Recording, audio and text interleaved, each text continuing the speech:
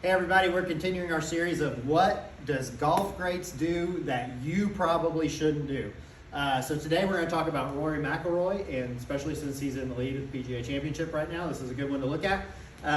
Rory has like crazy hip movement. So his hips fire at like 900 degrees per second, whereas the average PGA professional, their hips fire at about like 480 degrees per second. The average amateur is like around 300 degrees per second. So there's a lot of people that talk about firing their hips through the ball. This is a bad move, especially if you do it like Rory's does it. Is one, it's going to put you in traction. You're going to be walking around with pain in your back and you're not going to be in good shape.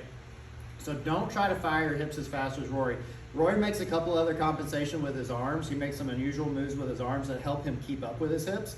But what most people do is when they fire their hips, their arms get locked back here behind, and then they do one of two things.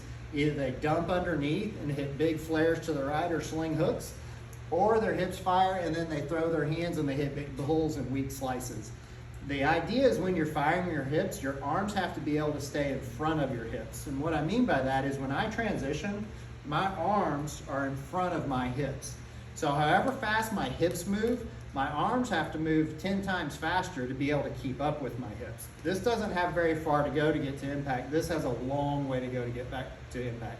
What Rory does is when he fires his hips, he actually has a pretty severe move with his arms where he drops them really, really down and inside. So his plane goes from being really wide to super narrow really fast, similar to what Sergio does. And that's how he's able to keep up with his hips.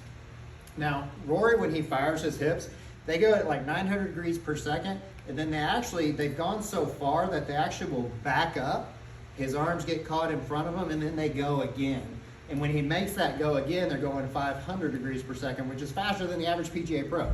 So don't do what Rory does. One, because it's going to put you in the hospital, and two, just most people can't do that. So there is your tip for the week, and I will see you next week. Thanks.